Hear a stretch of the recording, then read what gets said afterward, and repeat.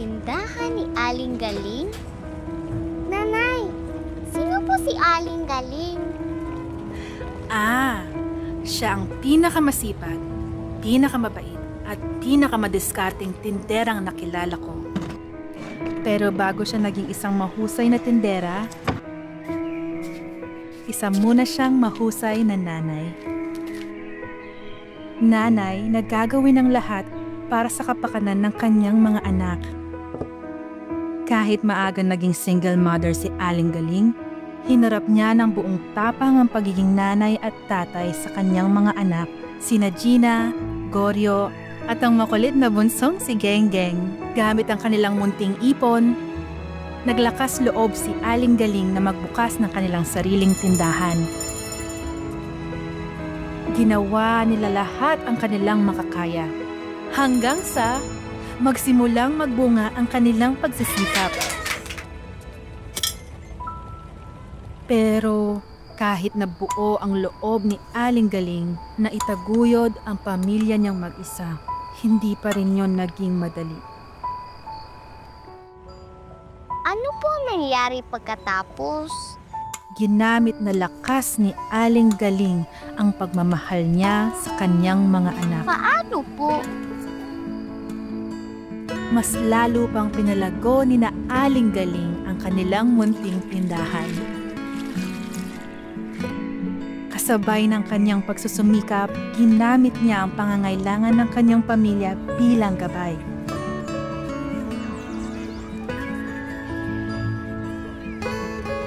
Tulong-tulong silang lahat upang mapalago ang kanilang tindahan. Lahat may ambag para lalo pa nilang mapabuti ang kanilang negosyo at makatulong sa kanilang pamilya.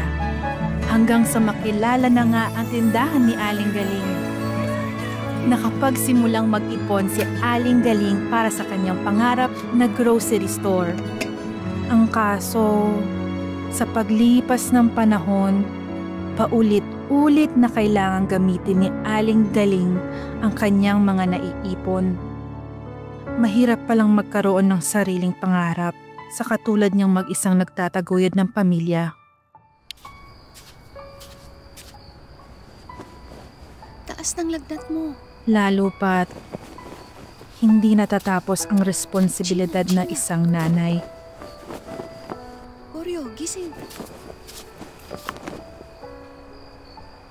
Nanay, paano na po yung pangarap na grocery store ni Aling Galing? Natupad na po ba yun, Nanay? Hindi eh. Inuna niya kasi yung mga pangangailangan ng kanyang mga anak. Sad naman, pero bakit po siya galing kung hindi niya naman po natupad ang pangarap niya?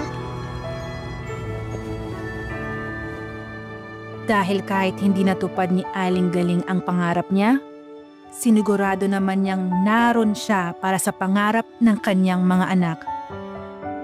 At dahil doon, hindi lang mahusay na tindera si Aling Galing.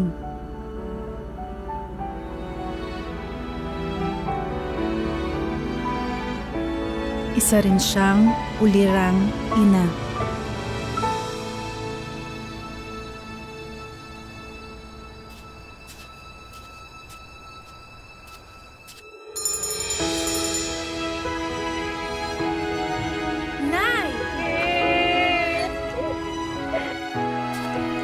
Sorry po, Nay. Bakit? Anong problema? Ilabas ko yung ipon natin. Ayos lang. Nay, tinupad ko po yung pangarap natin.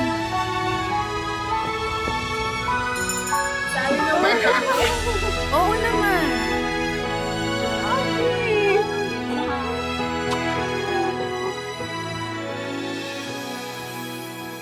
Lahat ay posible sa pamilyang nagtutulungan.